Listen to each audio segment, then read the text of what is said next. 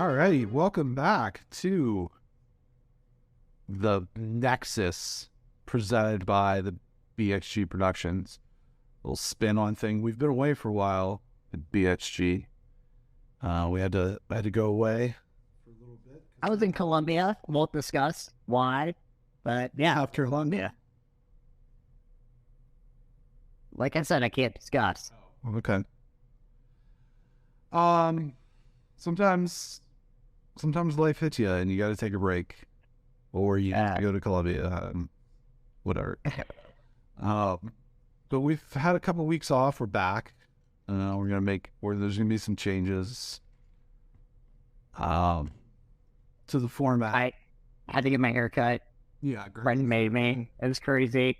Mm-hmm. Even though he lives thousands of miles away. Yeah. I felt threatened. Yeah. By who? Oh, right. You. Yeah. Just on me. No. I just, you know what? I do this. I get 3 haircuts a year. I let it grow out and then I buzz it off. And it's just like, it's my way of doing things. And I actually prefer having the buzz. Honestly, I think it looks cool. I'm the lighter, I'm faster, even though I've been going through some running injuries. But I like the way that I like when Janie rubs my head. That's fun. Like that. Woo, that's fun. That's what she said. I like in my hair buzz, like the buzz of the razor.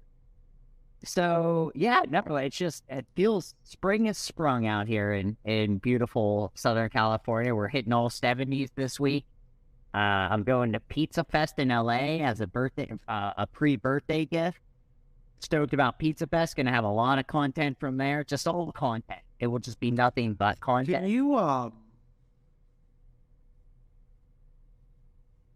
Can you tell me again why it is that you got, or what is pleasing about having your haircut? I like the buzz. Yeah. And I like when Janie rubs my head. That's what she said. Oh, I can't believe you did it the first time. I didn't have the audio. Oh, I thought you were going to say that. That's it. Yeah. Yeah. I remember, because I was like, in college, I remember that I never got my hair buzzed. I was always just like, kind of have a perfect haircut. And then, you gave me a haircut, Brenton. Yeah. That I was going to say, I couldn't remember if that was high school or college. That was college. They changed your name to great. Greg Byler. And it didn't go great. No. So the next day after that happened, and it's not your fault. This is just it was. But it isn't. It's my fault. It's my fault. No, it's my fault. So the next day I go to the salon at JCPenney where my mom works because I got a discount. She worked there. And she's like, she goes, I don't know what else to tell you. I'm just going to have to buzz your head. I'm just going to have to buzz it. And I was like, almost on the verge of tears. Because I thought like it was, you know how my hair was? There was always that perfect swoop. It was like, it was really. And so she did it. And I was like, oh my God. And it was longer than I have it now, that buzz. That's what she said. And so I go back to college and I'm like wearing a hat. And I don't look great in hats because I have a very small head. And that's what she said. And so I was like, but I always think this, everyone else is like, you look fine in a hat. I don't, whatever. So I go, and I go to my first class, and one of my friends, she comes up to me, and she's like, Greg, did you buzz your head? And I was like, yeah. And then she started rubbing my head, and that's what she said. So now, that's kind of been my thing. Yeah, that's my thing now, where it's like you buzz the head because it's fun to have people that you want to touch your head. I am a Adrian Beltre thing, though. I don't want anyone touching my head. If you touch my head and I don't know you, I will fight you till the end of times. Celebrity deathmatch style. Like, I hate that. Speaking, I have been so close to getting into fights with people who touch my head otherwise. we're not big enough right now for this. But That's what she said. this past weekend was Creator Clash 2. Are you familiar with Creator? Are you familiar with Creator Clash, Greg? No. I was You more want of to a know what Creator prequels. Clash? I was more of a prequels person. So Pardon? no, I don't know. Good shit too. So I was like, I like the prequels of the Creator Clash. No, I don't know that. I don't know a lot of random shit. Creator Clash is it's a night of boxing matches that pits different like podcast personalities, YouTube personalities, Holy cow! Twitch personalities against one another. I'll take on Tucker Carlson any day. Yeah. Oh God, I'd love to. There's a couple people, but I think that's something that but they take it very seriously. These different creators, they train for like months, and like Yeah. they like eat, the specified diet and stuff like this. So, a couple, I'm looking it up right now. yeah, a couple people that I follow were a couple of the combatants in Creator Clash 2. I didn't know more. I didn't know the podcast I listened to. Apparently, we're doing this, but I think it's more of a it's more of a YouTube thing. I don't know. Well, Harley Morrison, I remember him. He was that guy that did like the eating food thing. I forget what that show was called, but anyhow, I do remember that. That's funny. Yeah. Chicks that like both look like they would beat me up pretty easily. Sorry to say chicks. It's fine. Great. I don't even know how to say it anywhere. Women that look very strong. I will say that I use the C word as a thing as endearment. I never mean it as a demeaning way. If I use the C word, and I don't mean the bad C word, the 4-letter, I mean You're sure chicks. I mean chicks.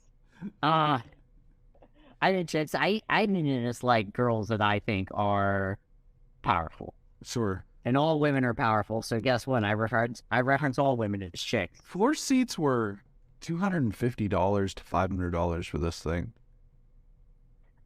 Get a little blood on you. Wild.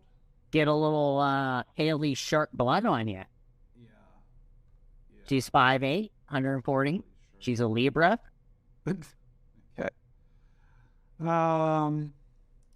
Definitely beat me up. That was that was this past week in Creator Clash. If you could box anyone who... Did you watch it? No, it was on pay-per-view. I was gonna pay for that. That's a good question. If you could box another, not that we're like, Yeah, right. Right. Just a media personality who, other than Tucker Carlson. And I mean this is a sure sign of respect, but also I feel like is an equal in the strength category. Yeah. And me and Timothy Chalamet, I think would be a pretty good tete-a-tete. I think that's definitely the right size pairing. Yeah. So I feel like it's good. And like, he's wiry, I'm wiry. His life is good. My life is, good, okay. But not as good. Nothing good. Yeah, I think that would be a good fight. I think we would walk away with a nice mutual respect for each other at the end of it. And it would be directed by Martin Scorsese. So it would be even better. If this was a thing where it was like, okay, you have to fight somebody who you are in the same size as, like the same neighborhood of size. Yeah. Oh my God, I would get murdered. Well, because here's like I looked up a person. I was just like, he's probably about the same size as me. Yeah. And I'm going to tell you, I've dropped some pounds. I'm 6'2", 245 pounds. And the guy that played Captain America, Chris Evans, is 6 foot even and weighs 240 pounds. Chris Evans would kill me. I don't feel like he weighs 240 pounds now, though. Because he got really big for Captain America. Because he had to be. I mean, I like to meet him in person. Sure. But just because that'd be cool. Yeah. That would be an interesting battle. You Breton against Captain America. I guess the thing would be like, so I am slightly under 5'10". I'm like 5'9" and like honestly, like, yeah, that's where I'm at. Like slightly under 5'10". I think it's like 5'9" and 3/4. I'm not 5'7". I'm not 5'7". I'm definitely not 5'7". I'm close to that. But I am small. I am small stature. Even though I like lift weights and I try to, I just don't get that big. I'm sinewy strong like Spider-Man. Like I definitely can do more things. It looks like I would be able to do. He's sinewy strong. He was bitten by a radioactive spider. But he is sinewy strong. He doesn't look that strong. If you just looked at him, he's so small. But you wouldn't know by looking at Spider-Man in a shirt that he was strong necessarily. So, but anyhow, I'm a roughly between. It fluctuates, but I'm between like $135 and $140 at any given time. So the people that I would have to fight mostly in that weight class are like just above featherweight. And those guys are really fast. And I'm not going to be that fast. I don't even know who I would be in, like, the boxing realm. And then for an actor, that's what I say, like, Chalamet has to be it. I don't know who else it could be. Well, you're not, like... Emma Stone, I guess, is probably that kind of... like, it's probably, like... sort of... It ain't that... And that's probably, like, mean to her. I don't even know. What's Emma Stone? This is a weird thing to look up, but Emma Stone weights. So... You're thinking of this as like, okay, she's too small. She's too small. But the creator clash is other. Yeah, other creators. I'm trying to think of like how big's Guillermo? Like Guillermo. I don't know. That would be funny.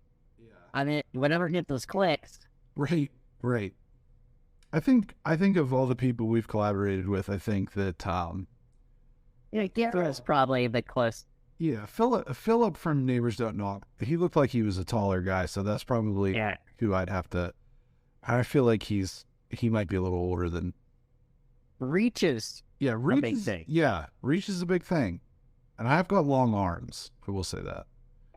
I also have long arms. Yeah, you do have long arms. I will. Give yeah, I have. I have a 6. I think I like with Ty measure. It's like something like a 6'2" or 6'3" wingspan, which is weird. My arms are weird. It's a weird thing to look at. I will say that. That's what she said. It's weird. I'm just standing. I want to use. So like we said, we went away. We've been tinkering. Taylor Souls aspiring. With the format. We're not gonna give you however many weeks of Mandalorian episodes that we missed. We're gonna break them down episode by episode. Minute by minute. Yep. No. Put your seatbelt on, kid. I'm gonna need you to be brave, Brenton. Well, was that in one of them? I don't remember. Yeah. Okay. Yes. What do you say, Brenton? Like, oh yeah, sure, Shrine. Yeah, it's like Big T. Yeah, I'm going to be brave. That's all I thought about. But we're gonna, I think that one of the things that we talked about was maybe bringing back more news type items, more like commentary on. There was Star Wars Day while we were out. That they announced some things, they showed some things. There was the first trailer for Ahsoka. There was a trailer for the Acolyte, maybe, or Skeleton Crew, one of those things. There was talk about some different movies. Dave Filoni is getting a movie that's going to kind of tie all the Mandalorian, Ahsoka, Skeleton Crew, all these things together. There was talk about some standalone movies. There's Daisy Ridley's coming back for a new movie that takes place 15 years after The Rise of Skywalker. So there's a lot of that. So, talking about stuff like that, and then just other sort of pop nerd culture news pieces. Kind of like the old six-pack. We're going to bring back the six-pack. We're not going to bring back the six-pack in this episode, but the six-pack will be back. And this show, because we're going to be having a new show starting relatively soon. We'll have more to say on that in the coming weeks as we kind of ramp up to get that out. But this show, the Friday show, is kind of rebranded as the Nexus, which we've always kind of referred to the show as, where pop culture and nerd culture meet at the Nexus of the universe. We wanted to originally call the show the Nexus, but it was taken. But since this is BXG Productions presents the Nexus, right? Not TM. Copyright. And it also looks like one of our favorite shows. We'll find the logo. Friends. What a great show. Really stands the test of time, that show. I'll laugh a second. Oh my God, Chandler Bing. That is funny. There are parts of Friends that are funny. It's just that as a whole, it's not. It doesn't hold up. The first 2 seasons of Chandler are funny. Yeah. Yeah. Ross's leather pants. That is funny. Are funny. Yeah. Yeah. But with that being said, we're going to try to take more of a pop culture potpourri as we used to. I think we're getting back to our roots. Yeah. As it were. Yeah. We're still going to leave, the original roots was including game stuff. We're still going to leave that for the Vertical Slice show with Chuck that I'll be doing here and there. And like we said, we got another thing coming up that might pique some interest of some different people, but we'll do a season review of The Mandalorian here at some point in the show. But we saw this today, so if hypothetically in the six-pack, this would be one of the top ones. Lord of the Rings fan fiction writer suing Tolkien estate and Amazon for copyright infringement.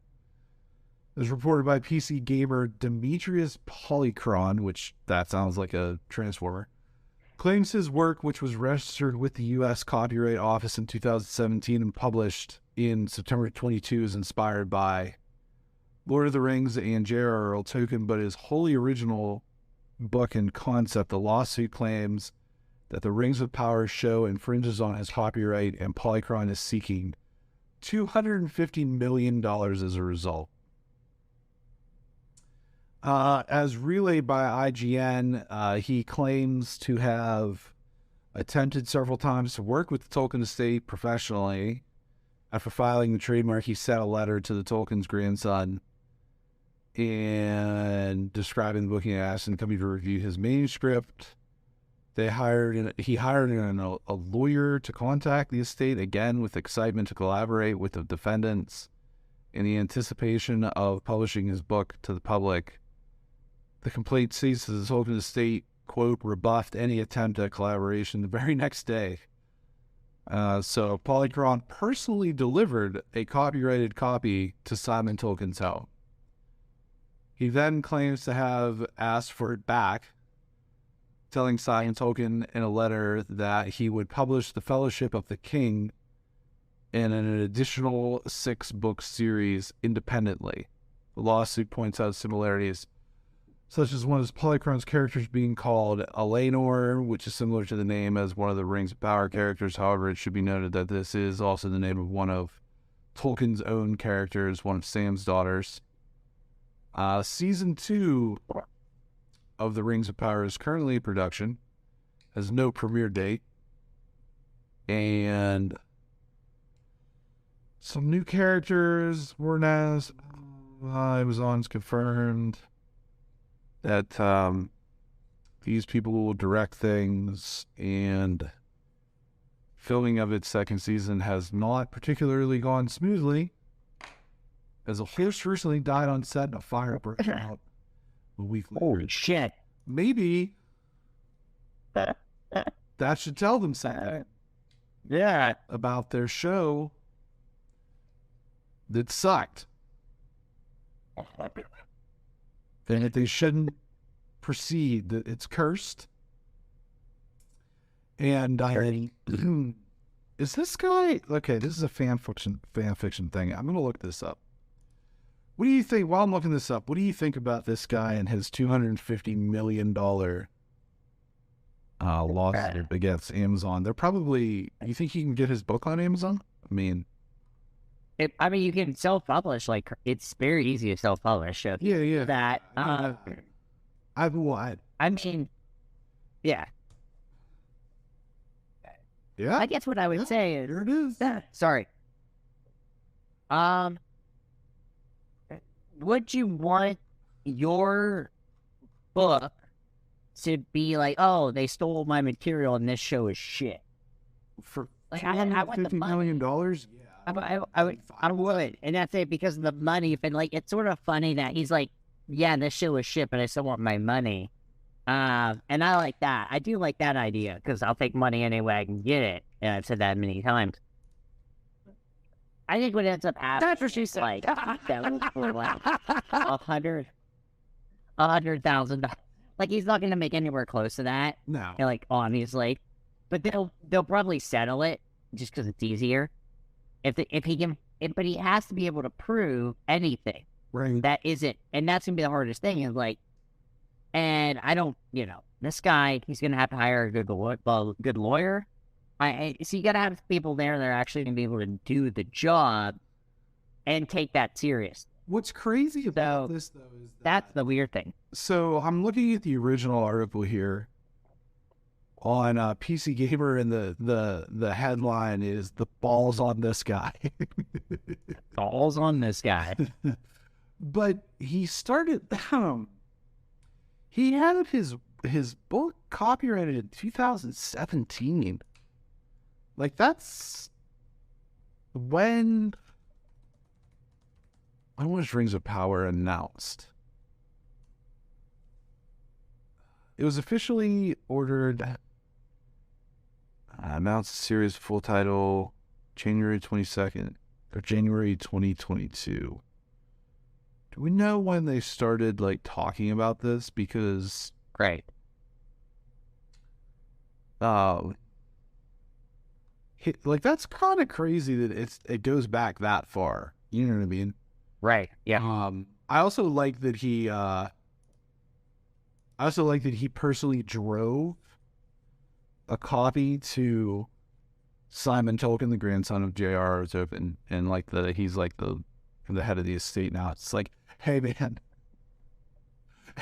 check this out. Check it out. Here it is. And then after so long, I'm gonna need that back. Yeah, that's what I was like. Yeah, actually, I need it back. You need to give it to me. I only got one of these. Oh my god, you spilled wine on it? Oh my goodness, it reminds me of the episode of Seinfeld where Kramer has the script treatment. Yeah, and runs into like Doogie Howser in the bar. It's like, I got that treatment, you'd be perfect for it. That's so good. It's like, hey, I wrote this fan fiction. You guys want to check this out and Let's get it back. Give the Tolkien stamp of approval. Tolkien. What's a Tolkien stamp look like? It's like a Hobbit, I guess. I don't. Oh, I would say Gandalf, but. Oh my god! I saw a really funny meme today, which a Lord of the Rings meme. And it was like, when Fellowship of the Ring, whenever Bilbo says, "We're not accepting any visitors," and Gandalf says, "What about old friends?" And it was that scene, except it was like Gandalf holding the Grand Slam breakfast from Denny's. Hell yeah! And Bilbo comes out and says, "Grand Slammed off." Oh man, and that shows maybe my mental state right now. That those are the things that are Well, a grand slam off sounds good. like making me laugh. I laugh. Like, Did I send you the thing of the person farting in the woman's yes. window? I laugh way too long and way too hard at that. I watched it 4 times in a row. So, it's because the timing is so perfect. There's like a little delay before it actually, you think it's going to happen, and then it doesn't, and then it does. And you're like, oh, Right. this is hilarious. Right. That's a good video. Let's just do some, if we're doing before we get into the Mandalorian, right? Let's do a little bit of internet exploring for six pack topics. This is not how it's going to usually be. It's going to be a little bit more pre-prepared and structured than that. Oh, what's this? Is pre-prepared a thing? Because aren't you just prepared? I don't like the words that you just said. That's gaming news, so we'll leave that elsewhere. PlayStation acquires Firewalk Studios. I can't believe the NBA has 2 games going on at the same time. That's dumb. Don't do that. Well, you have Warriors Kings and then also Phoenix Clippers. Ooh, that's weird that those two would be the two. Like, wow. Like I'd be like if they had Denver and Minnesota, like Right. that's what out of it. But Yeah. News. Every Scherzer got suspended 10 games. Jesus Yeah, Christ, that's stupid. That's just It's not sorry. It's not sorry. yeah. It can be I read your report. It can be an excessive amount. Gaylord Perry used to do that. He was also a famous spitball pitcher. But he used to load his hand up with rosin to the point where it would just come out of it would just be like a giant puff of, basically like a puff of smoke. I'm here for it, honestly. Like, I love it. I love just that kind of shit. So that's the thing about baseball. How much do you think you can get away with, basically? I don't like the Astros kind of cheating. Right. But I love like trying to be tricky. Yeah, a little bit. Let me just throw a little bit. Oh, you don't? Yeah. You don't think that banging on a trash can is just like tricky?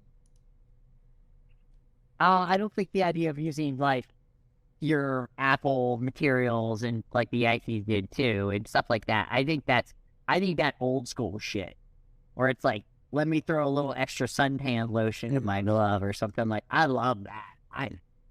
Kids in high school need to be doing that stuff because that's never going to be checked. No.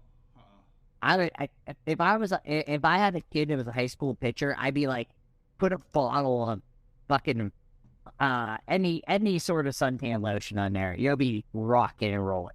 Don't worry about it. Yeah. Like, boy, you know. I got one for you. Well, did you see Mario or no? I've not seen Mario yet. No, I don't know. It's been too weird.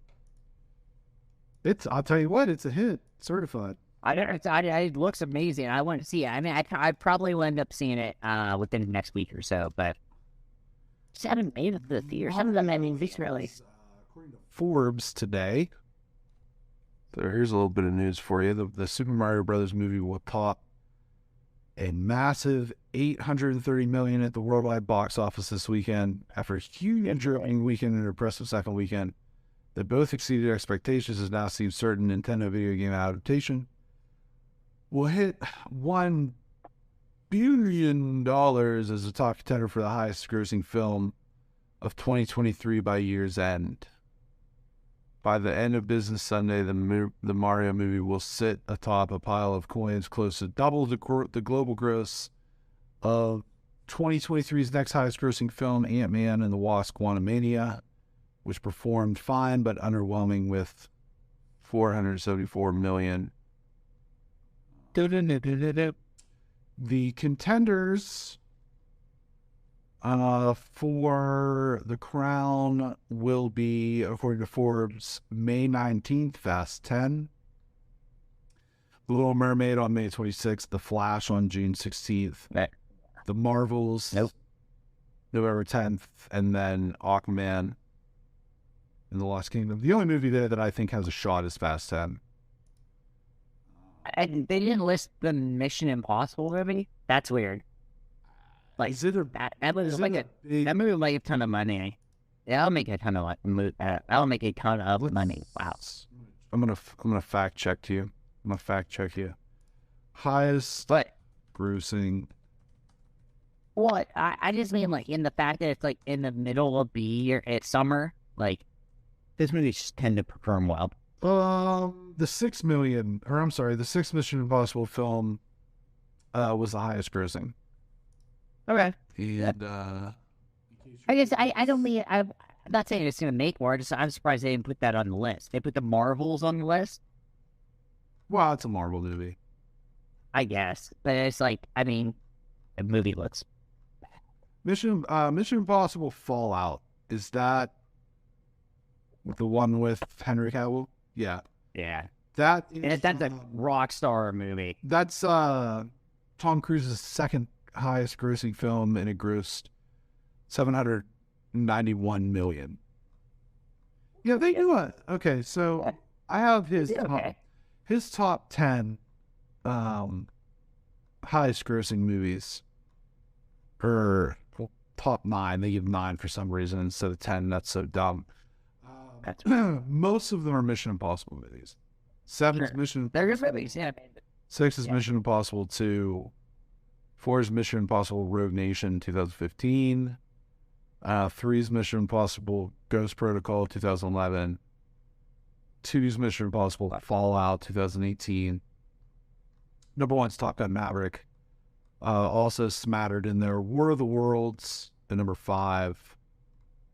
The Last Samurai, number 8. And The Mummy, which is hilarious because by all accounts that movie, Well, yeah. don't you? It's a mad movie. Yeah. Lost the studio nearly $95 billion.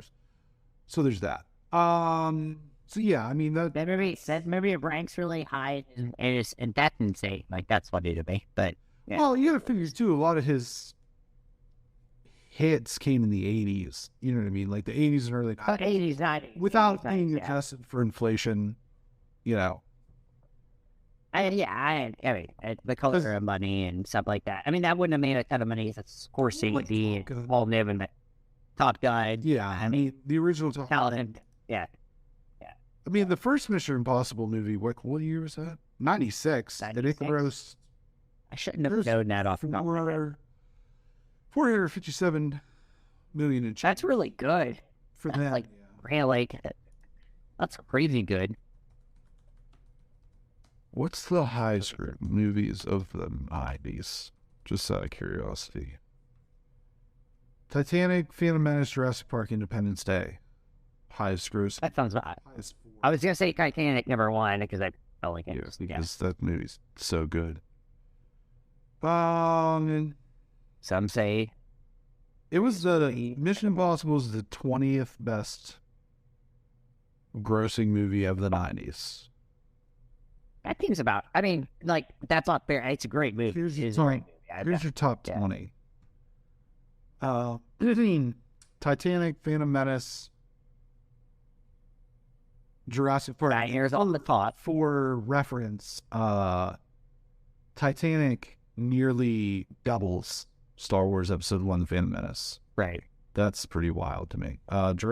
So, Titanic, Phantom Menace, Jurassic Park, Independence Day, The Lion King, Forrest Gump, The Sixth Sense, The Lost World, Jurassic Park, Men in Black, Armageddon rounds out the top 10.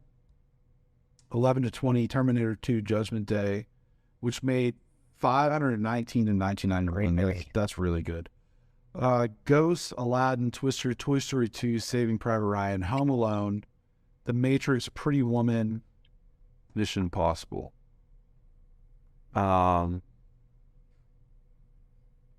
So there's your top 20 grossing movies of the 90s. I wonder how many people that, went and saw Titanic multiple times. So young girls is usually demographic with that. That's what, like, I wonder how many of them are still like, yeah, Leonardo DiCaprio is still a cute, cool guy because he still dates, teenagers. Right. I wonder what they think of that now. Right. And I like Leo, but I'm just saying, as an actor, I wonder what they think of that now. Are they now shitty on him? And they're like, I can't believe I went and saw Titanic 6 times, even though that movie is actually not good. Like, I am in the boat that it's a terrible movie, but there's no way that it's a terrible movie. I hate the way that the movie has a beginning, a middle, and an end. That's what I hate about the movie. But I got to see Kate Winslet's boob, so you know what? I was how old? 12. But yeah, right. Do you want me to victory? Do you want me to blow your mind? You want me to blow your mind with my dark magic? Highest grossing movie of all time, according to today's numbers, is Avatar. Right? The original. Right, yeah. Followed by Avengers Endgame. Estimated amount of tickets sold for Avatar, 97,309,600, 2009. Okay. Yeah. Adjusted for inflation and estimated number of tickets. Number one movie is, any guesses? Star Wars. Number 10. Star Wars. That's number 2. Damn.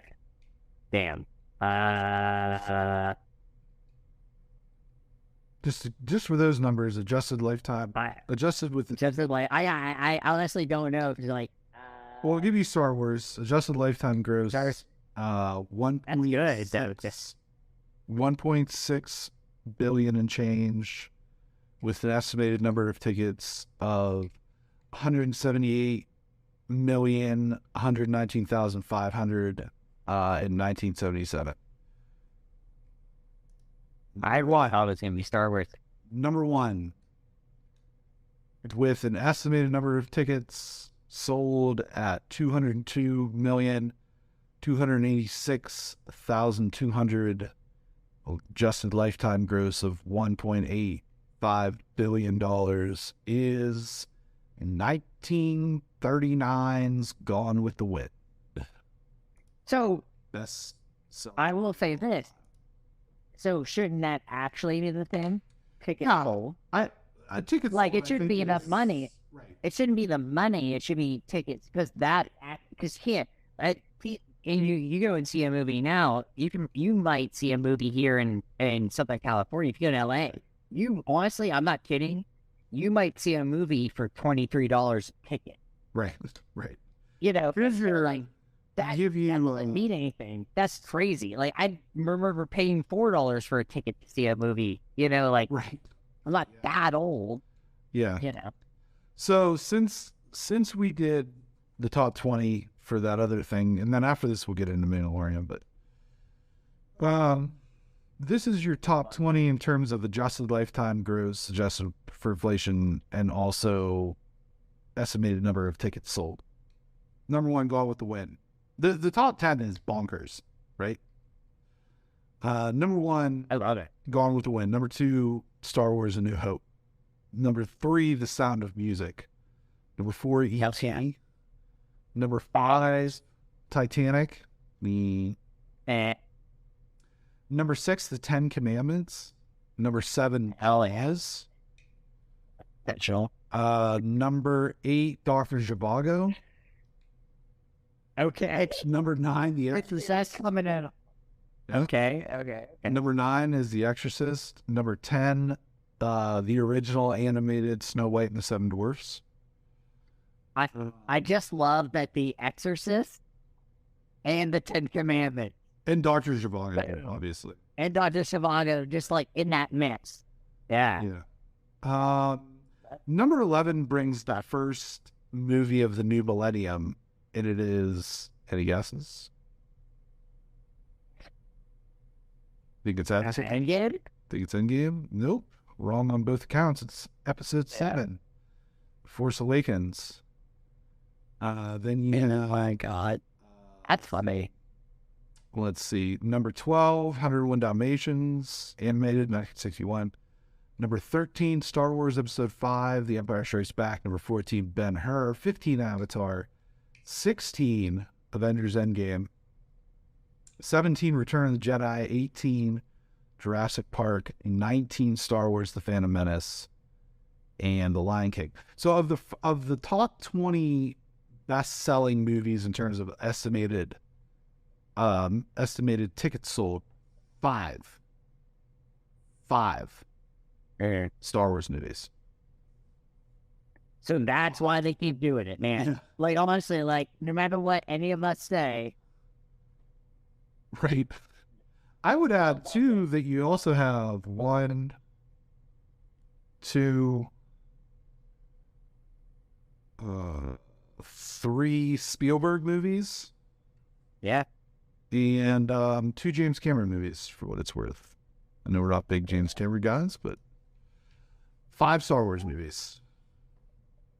If I do remember having bought James Cameron, What's that? maybe I bought James Cameron. Oh, I'd love to go 5. I don't think I could go more than 5. 15 minutes? At 3-minute intervals, I would box King James Cameron. I would too. Bare knuckle.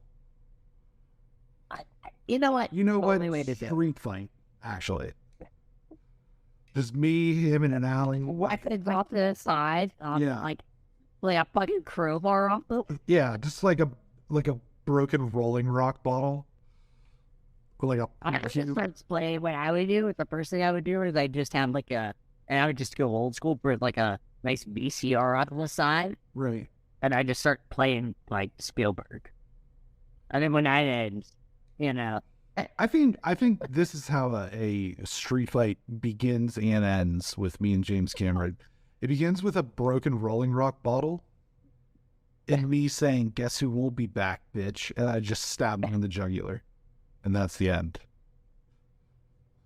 And then I look at him and I go,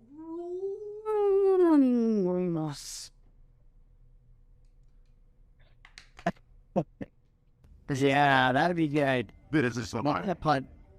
This is the way. The way. This is the way." Let's talk about 5 Star Wars movies. Star Wars movies. That's awesome. You know what? I'm wrong. You're wrong, or why are you wrong? You know, just keep doing it, Star Wars. I'm wrong because you know what? You make your money. Yeah. Put it out there. I don't care. I mean, I do care. But Only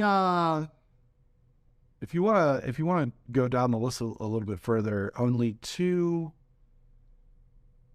Marvel movies in the top 30.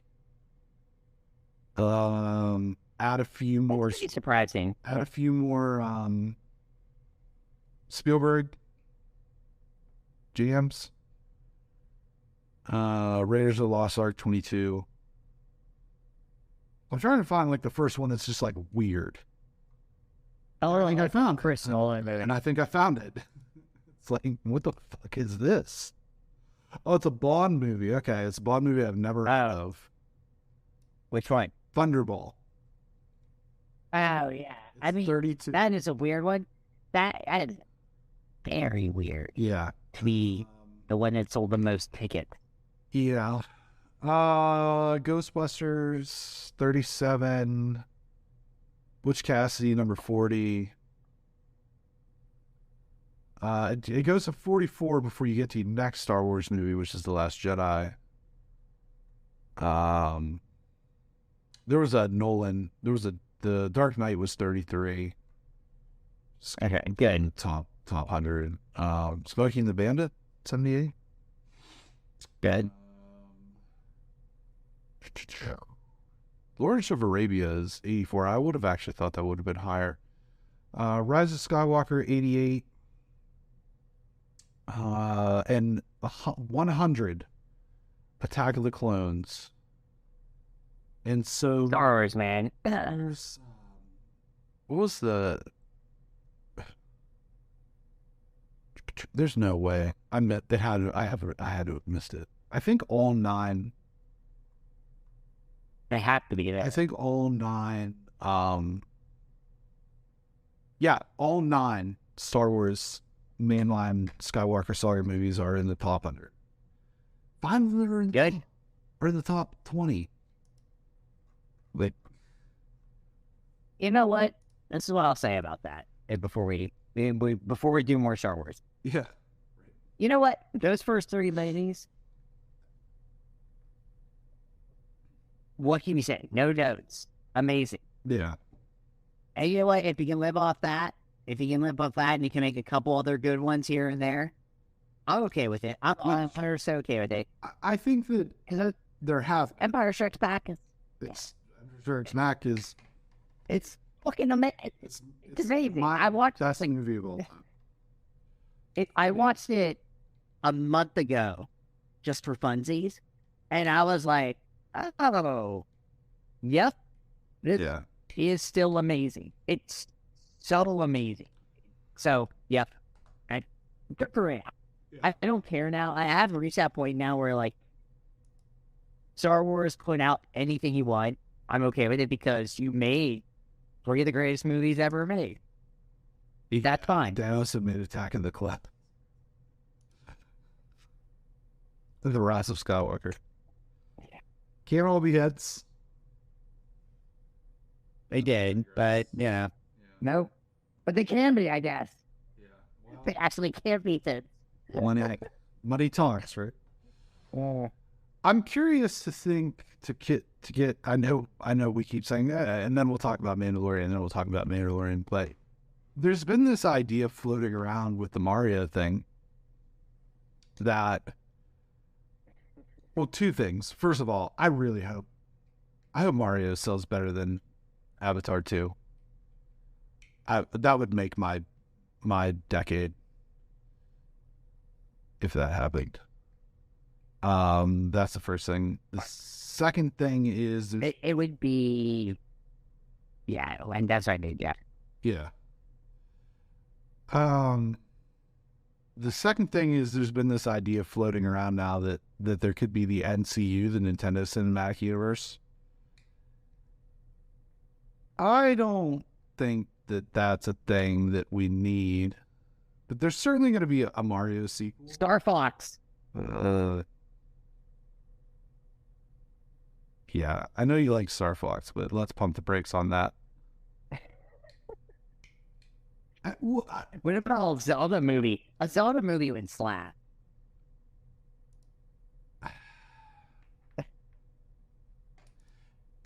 Excuse me. Everybody, okay, Mario comes out. IGN does an article. And this is what frustrates me about websites like, we clown on Nerdist a lot, right? A lot. But this is the same, I feel like this is the same thing. Sometimes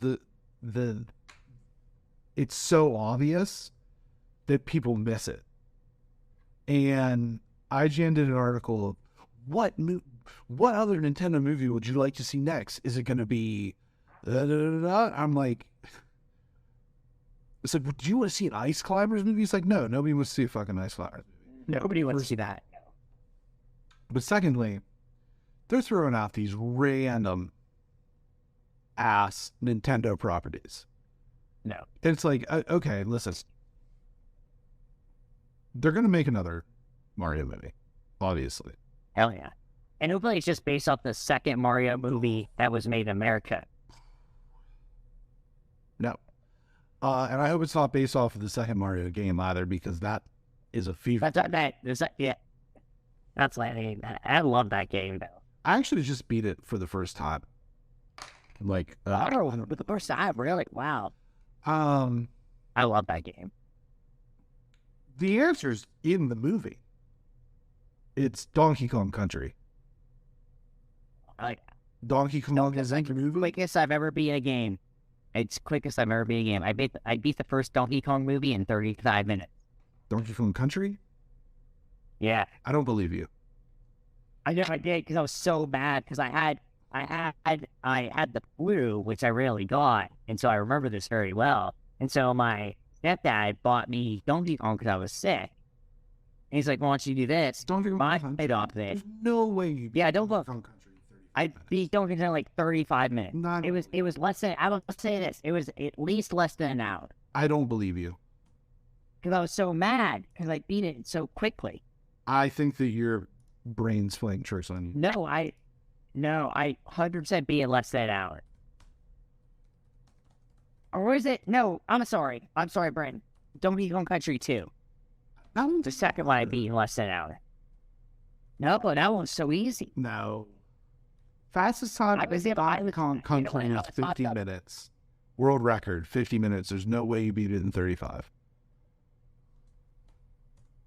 I beat it very Donkey Kong Country. I would say I was hopped up on drugs, so I beat it Okay. very quickly. There's probably I didn't get. I beat it very. I was mad. When focusing on the main objective, So mad. Donkey Kong Country 2 Diddy's Conquest is about a 5-hour game. So I guess Try to 100% So- it takes about 10 hours. yeah, so I must have been one, and I beat it very quickly. I was hopped up on drugs, but I was so mad that I beat it so quickly. I beat it the day I got it, and I believe you could beat it in the day that you got it, but I don't believe you beat it in under an hour. I will say it was no more than an hour and a half. I call Because I was very mad. I'm just. How I've been 10. I remember being very mad. That's the thing I remember. And I wouldn't have been that mad if I beat it in like 6 hours or whatever. But I was definitely mad. You can say what you want. I'll just know with my whole heart that I don't believe you. That's why I'm not even sure if I believe me. I just remember being very mad that I beat it so much. This is also I remember 5 years ago, so maybe you're thinking Yeah. that you spent like a whole day and you beat it in the day, and it was like, oh man, I was sick and I spent 5 hours beating this game, and now what am I going to do? Could be that. Could Yeah, I know. Let's go with that. Saying it, I still You know what? still beat it. I still beat it way quicker than I should have. I think that's me. Let's roll with that. That's what we're going to do. We're going to go with that. I would have said beat it way quicker than I should have. That's what she said. Mandalorian. Let's do a season review. Season 3 of The Mandalorian. I'm not going to change background. I'm over it. I love it. We're the luck. Yeah, we are. That's what this is now.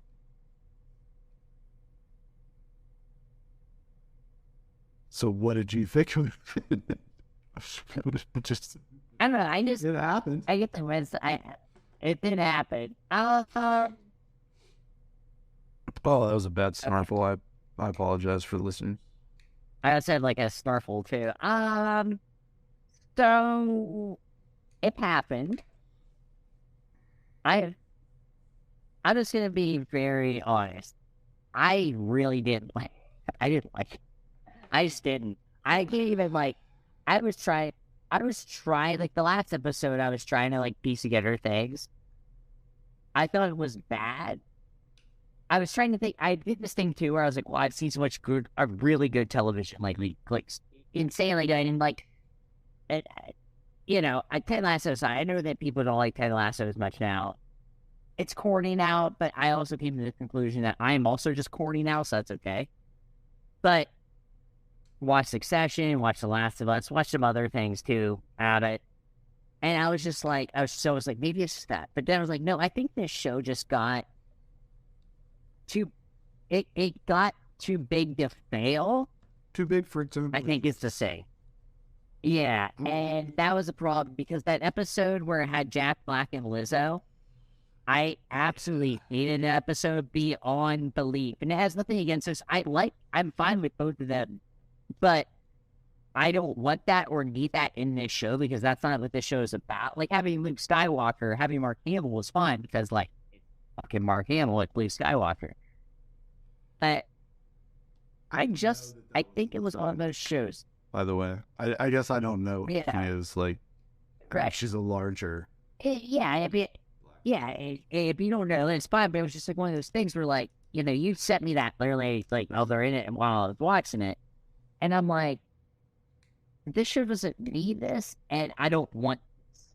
Like, this isn't a joke. This is a thing, and I know that like Star Wars has like guest appearances, but Daniel Craig's like, With an unnamed, yeah, he's a stormtrooper. He doesn't. yeah, he's a stormtrooper or whatever. Yeah, and it's like, so if those kind of things were like, yeah, celebrities love these movies or whatever because they're awesome.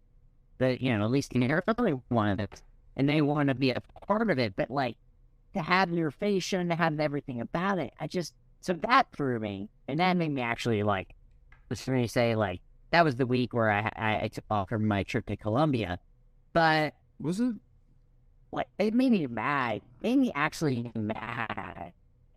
I maybe it could be, but either way, it made me mad. I was like actually like upset about that episode to a degree where I was like, this isn't what this show is, and like we've gone on.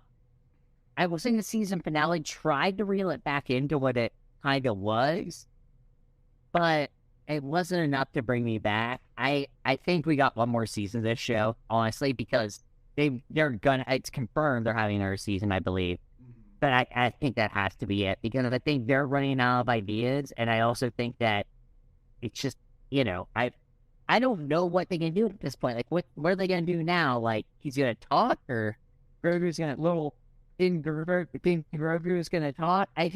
I don't know. It seems very weak at this point when the show was so good. I mean, that second season was very, very good, and we both really enjoyed it. It had some very, very high moments, but it just doesn't seem now that... I'd be very interested to see if they can do anything to pull it off in the way that they could with that first season too. Well, I think that the season finale was what the show needed in terms of being almost like an ending point in a soft reset. The first episode, if we go back to the first episode of this season, and we did have a review for that. There was, well, you have to go to YouTube to find the review for that, for reasons out of our control, that are quite frankly fucking bullshit. But we'll just leave that there for now.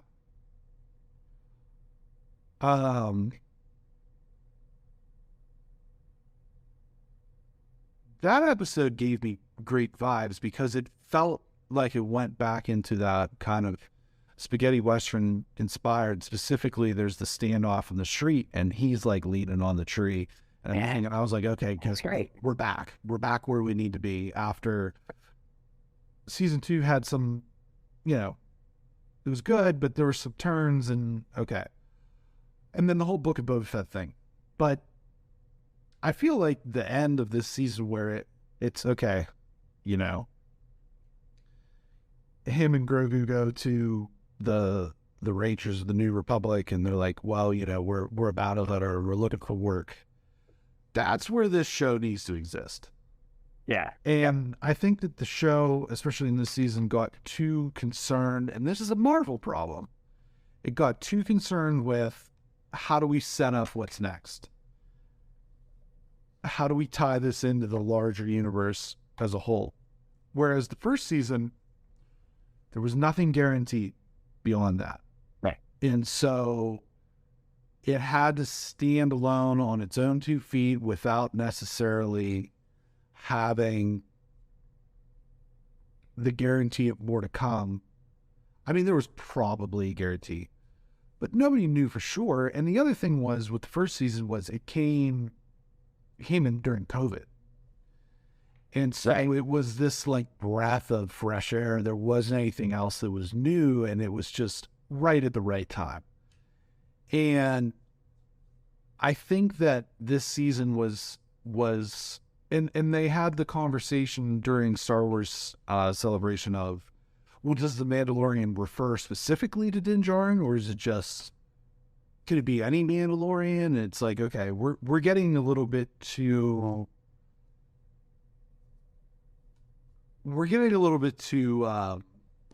what's the word I'm looking for here? I would say lost in the sauce. Well, yeah, but I think that it's like, it's a little too vague. Not the word I'm looking for, but it'll have to do. It's just, it's a little too vague. It's a little bit too out there for me. And I think at the end of the day, with this show, people want this show to be about the adventures of Din Djarin and Grogu. And I think that once you move beyond that, you're running the risk of losing people. And I think that that's kind of what happened with this season. And I think that, like, quite honestly, you know, one of the longest running television shows in the history of television is Gunsmoke. It's a Western about this town, and you've got the sheriff, Matt Dillon, and his deputy, Festus, and like people in the town, and it just worked for so many seasons. And the reason, because it was just like the day-to-day adventures of this town. And I think that sometimes in this sort of era that we're in, that was really pioneered by Marvel, where it's like, okay, well, not necessarily pioneered, but popularized by Marvel, where the idea is this connects to this, and this sets up this, and, you know, this character is eventually going to interact with this character, and we're going to have these characters over here, and they're going to form this alliance with these characters that you never even thought was possible. And now everything is projecting towards that. We've got the DCU. We just talked about the potential of an NCU. There's the obviously the Marvel stuff, and all the Star Wars stuff has interconnectivity, and, you know, there's the monster verse or whatever, and then there's the Godzilla verse or whatever. Everything has to be its own, like, universe. But I honestly believe that these two characters are so popular that if they just said week to week, it's just going to be, they're going out on a bounty hunt. Yeah, and that's, it could easily be that. I think that people would be fine with that. I think that the general fans would be like, oh man, what are these guys going to get into this week? Kick my legs up for 45 minutes and just see some cool space shit. You know, it doesn't have to be all of this. And I think that we've talked about it a lot. Less is more in a lot of these cases. And I think that sometimes it is the push for mind share. It is the push for, you know, big C content and understanding that people, we said this about Marvel, when Marvel at the beginning of phase 4 with like the Eternals was a miss and some of the shows weren't hitting. And it's like Marvel, being a Marvel fan, being a fan of the MCU, being someone who follows this, is like a lifestyle choice because it takes up so much of your time. And I think that Star Wars is kind of always been that way, but because you have like the novels and the comic books and the cartoons and the movies, but there's always been a level of accessibility with the core movies where you didn't need everything to know it and appreciate it. And that all kind of stopped when Disney took over.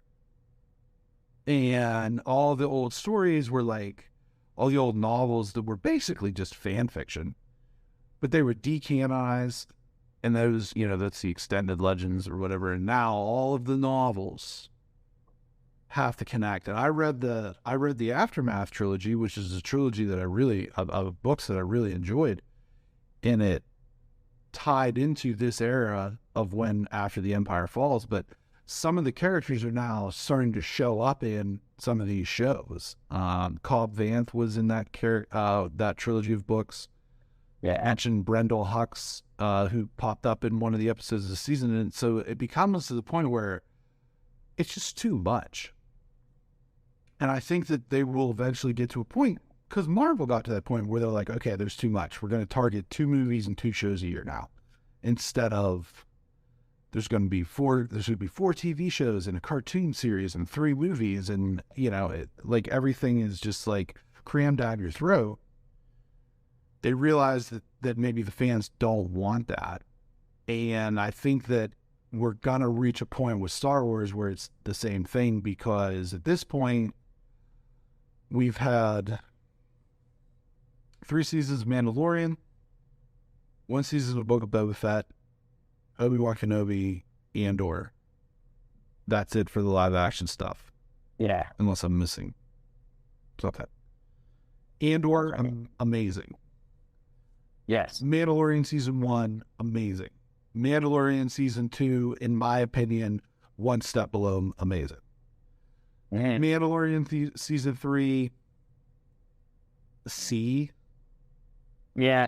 Obi-Wan, I liked it, but C. Yeah, right. Think of Boba Fett, D. Yeah. And so you're getting into this point where it's like, okay, 50% of the stuff's really good and 50% of it is not so great. So why don't we slow down and focus on making quality products and quality projects instead of just becoming inundated with as much as we can get out there? No, I 100% agree. It's just that thing where it's like, I think I said when I said it was just like the idea of it got too big for its britches. And I think it was one of those shows where I don't think they thought it was going to be as popular as it was. And like, I mean, because it's Star Wars, but there was also, it became so big and became such a thing. Well, I think timing. Yeah, that's what I mean. Like, timing was just so perfect for it. And so I had to keep up with that. Yeah. And, Boba Fett's a really, like, popular character, but this isn't Boba Fett. This is the Mandalorian. Right. And so it's an idea, like, someone in that zeitgeist, but not the same thing. And then that happened. And I think, honestly, what I think really hurt this was Boba Fett. That show just really did nothing. I mean, it just didn't, it just does nothing on the meter. Yeah. And so you're expecting, well, that show wasn't great, so now the next season Mandalorian is going to be fucking amazing, and then it wasn't, and that becomes a problem. I think that becomes a problem. I agree. I agree with you to an extent. I also think, well, not even to an extent, I agree with you. But I also think, just to add to that to us, I know a lot of people didn't like it or they thought it was boring or whatever, which is wild to me. If that's how you feel, go watch, Friends. But Andor was so good. Andor was amazing. And I think that it raised the expectations a little bit. And I don't think that this season of The Mandalorian answered the bell. And this is what, sorry, but Andor is very highbrow, high concept. Yes. And we haven't talked this much about this, but, like, my favorite late night show ever is Dave Letterman.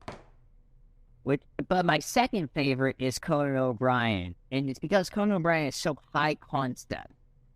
And so Conan is very high concept, very funny to a certain group of people. You remember Conan wrote for The Simpsons and things like that. Loved Conan. Stayed up every night. I didn't care. Go to bed at 1:30 in the morning, wake up at 5:30 and next day to go to school. But then he takes over The Tonight Show and it doesn't work.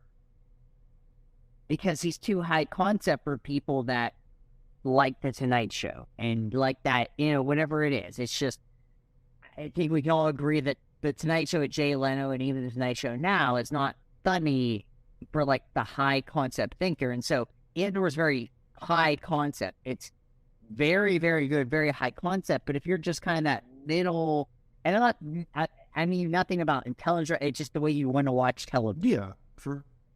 There's the idea of watching television. There's a reason why, like, The Big Bang Theory had 29 million people watch it, because it was a show you could just watch. There's no thinking about it, and then there's a reason why, like, shows that are, like, essentially better just don't have as many viewers. I mean, Seinfeld, obviously, we think that Seinfeld's very good, but Seinfeld was never really rated ratings-wise the best show. There are other shows that just had higher ratings here and there. I think maybe one season of Seinfeld was the highest rated season of all time, but not all time, but of that season. But there are other shows that just kind of hit it because Seinfeld, very high concept. And so I think the first season of Mandalorian was very high concept and very different. And then, like you said, season 2 had its ups and downs, high concept, low. But I think this third season was almost just, they didn't know what to do anymore. And it makes me think of that idea of, like, we don't know because, like, we weren't expecting to have, maybe not the viewership, but we weren't expecting to have this kind of thing happen, I think was the idea. Well, I don't think it's so much that they didn't know what to do. I think that it was, we have to, rather than it being just like, okay, it's the adventure of the week, it became, now we are building out this timeline of, we've established in the sequels, we've established the Resistance and we've established the First Order, and we know that at the end of Return of the Jedi, the Empire is gone, but what does that time period in the middle look like? And I think that they started with this concept of, okay, we're going to make this show about this bounty hunter.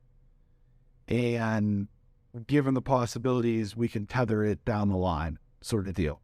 And now they've reached the point where we're down the line and they're building out this timeline from going all the way back to the Phantom Menace to, the end of the sequels, which they're also playing with the in-between time between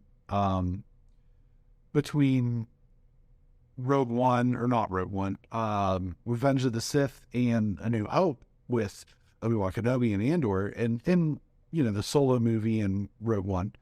But they're playing with these different timelines, and it's like, okay, we have to fill out this entire timeline.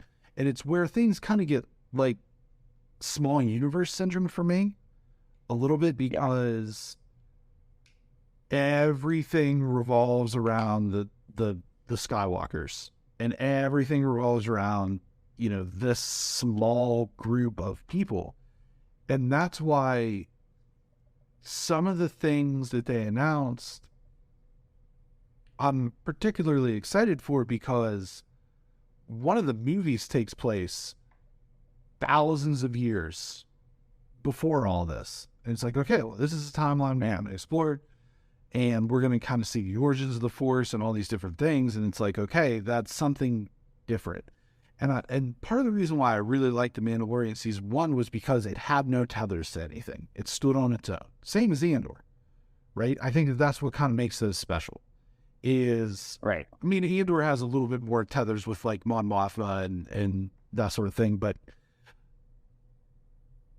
there are no Skywalkers. In the first season, there are no Jedi. There's whispers, there's mentions of it, but that's it.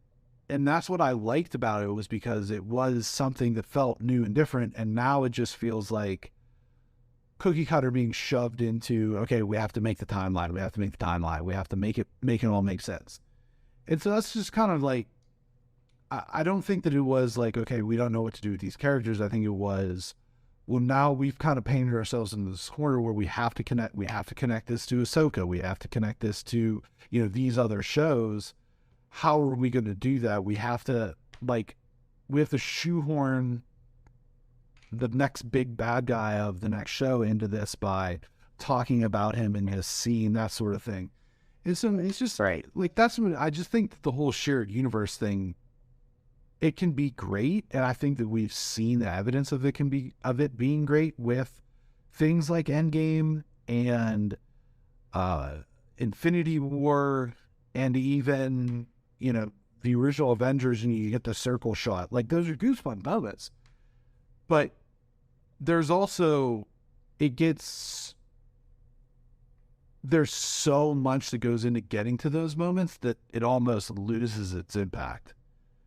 And I think that that's kind of where we're at with this, is that the Mandalorian as just being a concept is starting to lose it's like starting to lose its sheen, because now it doesn't stand on its own. Now it's part of this whole other thing. And Yeah, I agree. I think that it's a dangerous proposition, because you run the risk of wearing a character out. And that's what, like you said, the Boba Fett thing, it was like the best parts of that show were the parts with Din Djarin. And that's a problem on a lot of levels, because you're having to overuse this character, number one. Yeah. And now you're taking a character that was uber popular before, and the guy had like 4 lines, maybe, in the original series, and yet he was so popular because of the mystery, right? And we talked a little bit about that when we did those reviews, and now he's like a bitch. And it was like that show ruined that character. Yeah. And so, I don't know. But with all that being said, the first trailer for Ahsoka looked pretty good. Yeah. I think that's somewhere in the summer. And based on how popular the Clone Wars animated series and Rebels has been, I think that Jon Favreau and certainly Dave Filoni know what they're doing. So we'll see, but I think that, this season was a mess for me. Damn. I mean, it had its moments. There's moments where... Sure, and then for that, yeah. But I think by and large, it was kind of a mess. Yeah, I think the C was appropriate, you say. C, as in go Cavs. Media recommendations. It's been a while. I'm not gonna go like nuts. So I have a cookbook that I really like. I did the recipe she has, Alison Roman. Sweet enough. I really like her. I like just her in general. She's very cool.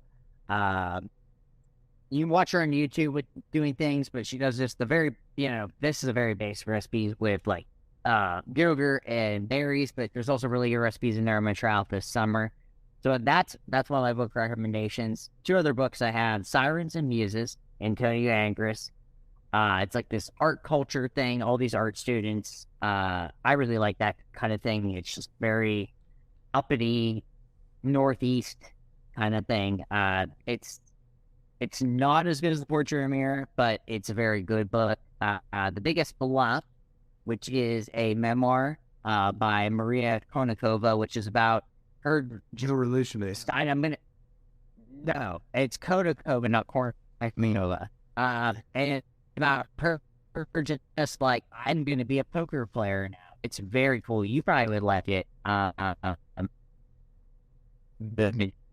It's very good. Does she torture people at the end of it? Or she doesn't do anything like that. She just does her own thing. Succession, just because I have to say it. Looking back, that was one of the worst movies. Yeah, it was weird. It was not. Yeah. Succession is just awesome. It's a lot to say. And then this is just last night, I just randomly started watching it. Like the YouTube. Yeah. Yeah. Incredible. Like, honestly, it's so weird because I watched the first season and it was okay, but I rewatch one every night now. And one of the more recent ones is he does this thing, it's web only, where it's about Chuck E. Cheese. I can't recommend it enough. I truly can't. I mean, it's so funny. It goes so off the rails. Like, he even talks about it's so good, but a lot of the things are just really interesting. Like, I sent you in Taiwan about the HOA. I mean, it's just, it gets into this thing where you get mad about it, but at least he makes it humorous, but you're still kind of mad about everything. So I can't recommend this enough. So you can just look it up on YouTube. It's really possible to watch it. So, you know what now? This is not media, but I just do, I do walks now after work. I go for a walk. Yeah. I just go for a walk, and it's good. I will say, I was never a walk person. I go for a run in the morning. I love it. I fire up a podcast and I just go for a walk, 45 minutes an hour. And I can't believe I'm saying this, but like, very good for your mental health. It is very good to like, just do it. I put it on silent. I only let like 1 or 2 people's texts come through at that point. And I just listen to a podcast. I can't say who or what, friend. Under society means yes. Yeah, and you know, because I don't want to shame anybody, it's not. But 1 or 2 texts come through, and it very rarely happens, honestly. But it's listen to a podcast, just go for a walk. Today was nice. It's like 70-some degrees here. Thank God, finally back to Southern California weather. But it's great. I can't recommend walks enough. I just can't. It's a great thing. NBA playoffs. That's my media recommendation. Oh, sure. And baseball. Let's go Bucks. Pirates are back. And that's all I have. It's in baseball. Yeah, let's go. Let's go Bucks. World Series bound. Let's do it. Yeah, okay. BHG, we're back. After a little hiatus, we're going to be back. Back. Better than ever. Burning your eyes out with content. Like, subscribe, share, be a friend. Kenny Rogers Racers. And just remember, I think this is going to be my new sign-off tag. Yeah. Okay, you ready? Maybe. Are you ready for it? Just remember, kids, you can't have your cake and eat it too. Take care. Somebody.